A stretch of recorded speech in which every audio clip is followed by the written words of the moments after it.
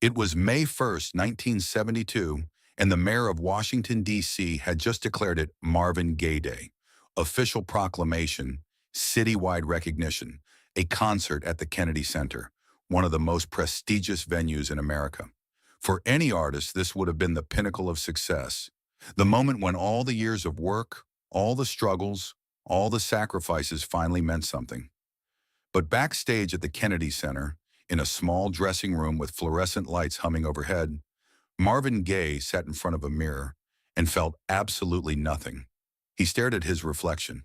The face looking back at him seemed like a stranger. Someone had laid out his performance outfit on a chair.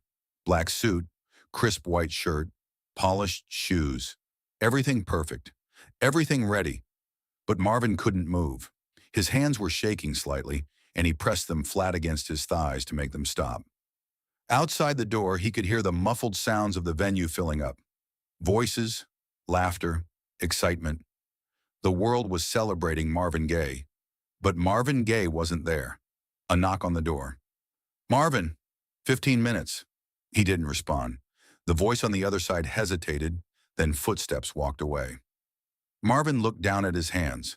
They were still shaking. He had been awake for almost 48 hours. Not by choice. He simply couldn't sleep anymore. Every time he closed his eyes, he saw her.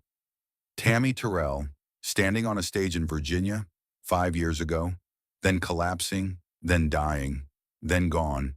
And now he was supposed to walk onto another stage, stand under another spotlight, and perform. Alone. The city had prepared a celebration.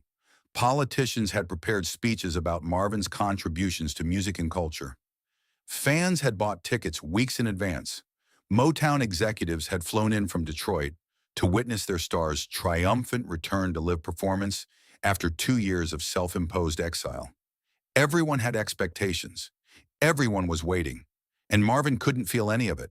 There was just numbness. A vast, empty numbness that had settled into his bones and refused to leave.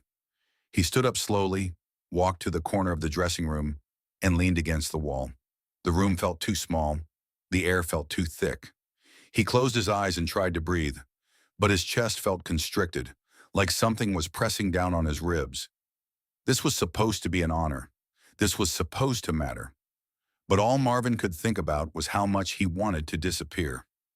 To walk out the back door of the Kennedy Center and keep walking until he reached somewhere no one knew his name, somewhere no one expected anything from him, somewhere he could finally stop pretending. But he wouldn't do that. He knew he wouldn't, because that's what professionals did. They showed up. They performed. They smiled for the cameras and said the right things in interviews and gave the audience what it paid for. Even when they were breaking inside, even when the person on stage had nothing to do with the person locked in the dressing room trying to remember how to breathe. The door opened again, and this time someone walked in without knocking. Harvey Fuqua, Marvin's friend and producer, someone who had known him long enough to see past the public image. Harvey took one look at Marvin and stopped. "You okay?" Marvin didn't answer right away. He stared at the floor, at the worn carpet with its faded pattern. Finally, he said, "I don't think I can do this." His voice was quiet, almost a whisper. Harvey walked closer, put a hand on Marvin's shoulder. "You don't have to. We can cancel. Tell them you're sick." Marvin shook his head. "No, I have to." Harvey studied his face. "Why?" Marvin looked up, and for a brief moment, something flickered in his eyes. Not determination, not courage, just resignation. "Because if I don't, I'll never do it again." 10 minutes later, Marvin was standing in the wings of the Kennedy Center stage. He could hear the master of ceremonies delivering the introduction, praising Marvin's career, listing his achievements, talking about what's going on as a revolutionary album that changed the landscape of soul music. The audience was applauding. Marvin stood in the darkness off stage, hands clasped together to keep them from shaking, and tried to remember why any of this had ever mattered to him. He couldn't. The reasons were gone, buried somewhere under the weight of Tammy's death and everything that had collapsed in its wake. The introduction ended. The audience erupted in applause. Marvin's cue. He stepped forward, walked through the curtain, and entered the light. The applause got louder. People were standing, smiling, clapping, celebrating. Marvin walked to the center of the stage, stood at the microphone, and looked out at the crowd. He saw faces, hundreds of faces, thousands maybe, but he didn't see people. He saw shapes, movement, light and shadow. Nothing connected, nothing reached him. He was standing in front of an ocean of humanity, and he had never felt more alone in his life. He opened his mouth to speak, to say thank you, to acknowledge the honor, to give them something, anything, that felt genuine. But the words wouldn't come. His throat was tight, his mind was blank. The silence stretched out. 1 second, 2 seconds, 3. The audience waited, expectant. Marvin waited, trapped. Finally, he managed 2 words. Thank you. His voice cracked. He cleared his throat, tried again. Thank you for being here. It sounded hollow, rehearsed, not like gratitude, but like an actor reading lines he didn't understand. But the audience didn't notice. They applauded again, and Marvin stepped back from the microphone, relieved to have survived those few seconds of speech. The band started playing. The opening notes of What's Going On filled the Kennedy Center. Marvin closed his eyes, let the music wash over him, and began to sing. His voice came out smooth, controlled, professional. Years of training had taught him how to perform on autopilot, how to separate the mechanics of singing from the chaos happening inside his head. The audience heard Marvin Gaye, the artist. But the person singing was somewhere else entirely, somewhere dark and far away, somewhere no one could reach. As he sang, fragments of thought drifted through his mind, disconnected, random. He thought about Tammy, about the last time he had seen her alive, in a hospital bed, her body ravaged by surgeries and chemotherapy, her voice reduced to a whisper. She had looked at him with those tired eyes and told him that he would always be alone, that even surrounded by thousands of people, he would feel empty. And Marvin had told her she was wrong, had insisted that he would be fine, that he would heal, that life would go on. But standing on the Kennedy Center stage, singing to an adoring crowd on Marvin Gaye Day, he finally understood. She had been right. She had always been right. The song moved into the verse about war. War is not the answer, for only love can conquer hate. Marvin sang the words he had written, words that had come from watching his younger brother Frankie return from Vietnam, broken and traumatized, words that had been meant as a message of hope and resistance. But now singing them in 1972, while the war continued and nothing had changed, the words felt empty. War is not the answer. But what was the answer? Marvin didn't know. He had thought music might be the answer, creating something beautiful and meaningful, speaking truth through art. But Tammy had created beauty, and she had died at 24. Marvin had spoken truth, and the world had ignored it. So what was the point? He reached the line about love conquering hate, and his voice wavered, just slightly. Just for a fraction of a second. The band didn't notice. The audience didn't notice. But Marvin noticed, because in that moment, singing about love, he realized he couldn't remember what love felt like. He knew he had felt it once, with Tammy, with his children, with Anna before everything between them had turned bitter and complicated. But now there was just absence, a hollow space where those feelings used to exist. The song was telling him that only love could conquer hate. But what happened when you couldn't feel love anymore? What conquered the hate then? The performance continued. Marvin moved through the setlist, song after song, each one delivered with technical precision and emotional vacancy. He sang, "Let's Get It On," and the audience swayed and sang along. He sang, "Mercy, Mercy Me," and people closed their eyes and nodded. He sang Inner City Blues, and the Kennedy Center felt like a church. But for Marvin, it was all just sound, notes and rhythms and words that had lost their meaning. He was giving the audience exactly what they wanted: the smooth, romantic voice, the socially conscious lyrics, the image of Marvin Gaye, genius and prophet. But the person behind the image was gone, eroded away by grief and guilt, and the relentless pressure of being someone he no longer recognized. Between songs, he made small talk with the audience, told a joke, thanked the city again, said something about how honored he was to be there. All of it scripted, all of it hollow.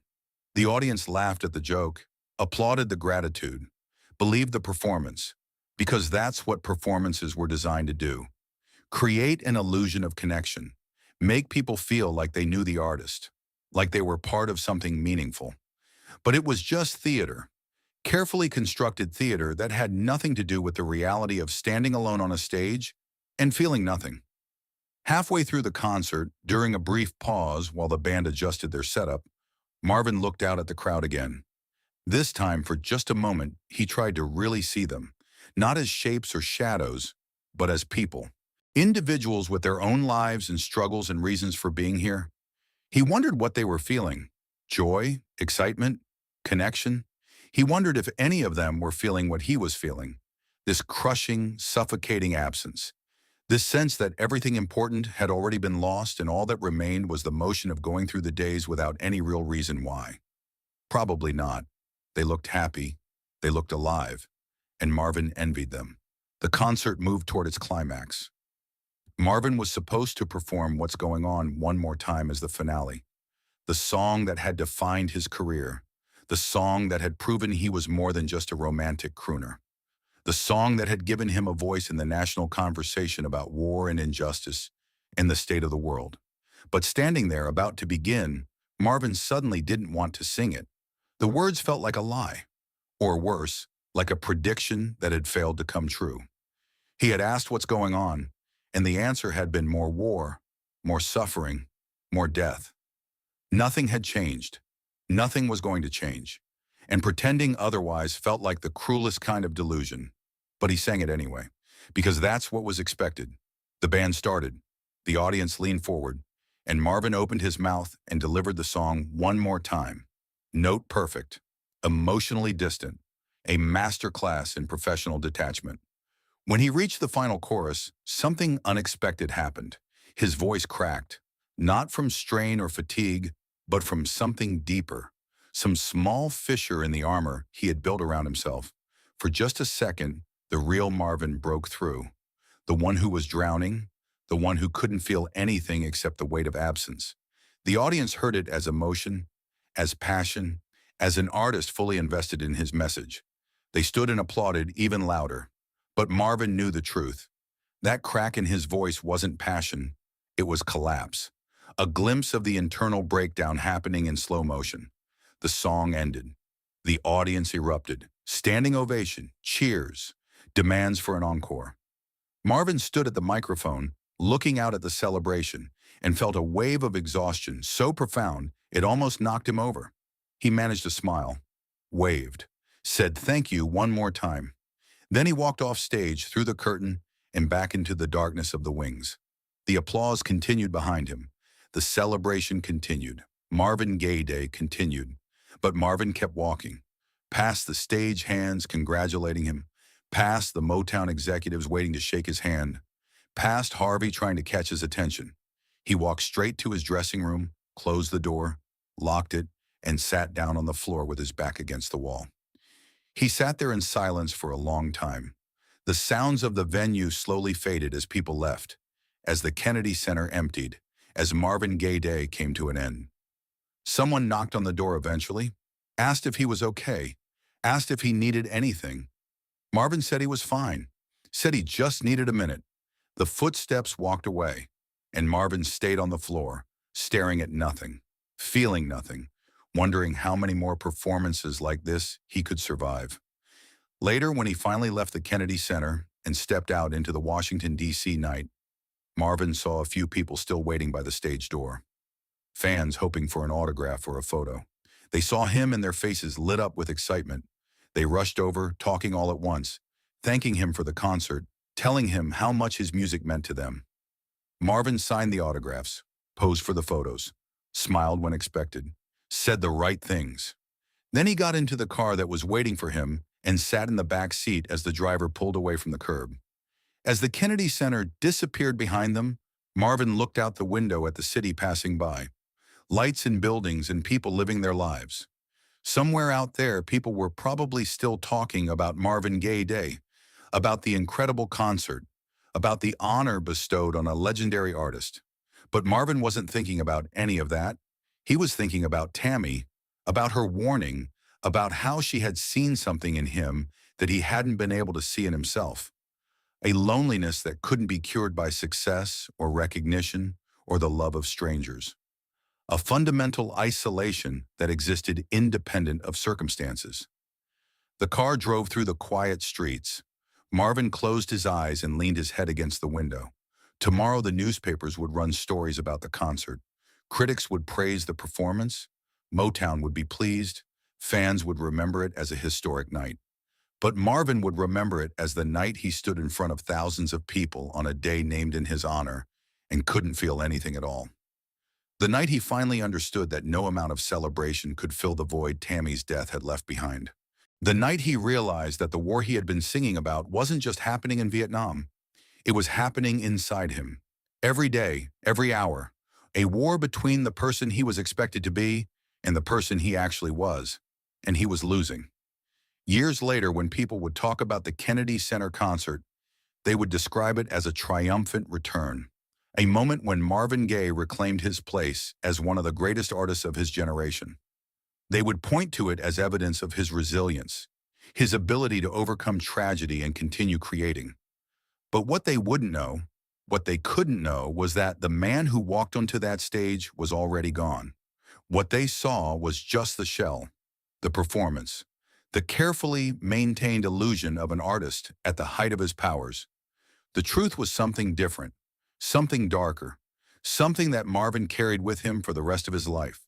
The knowledge that he could stand in front of thousands and still be completely alone, that he could be honored and celebrated and recognized and still feel nothing, that there was a kind of emptiness that no amount of love or success or meaning could fill.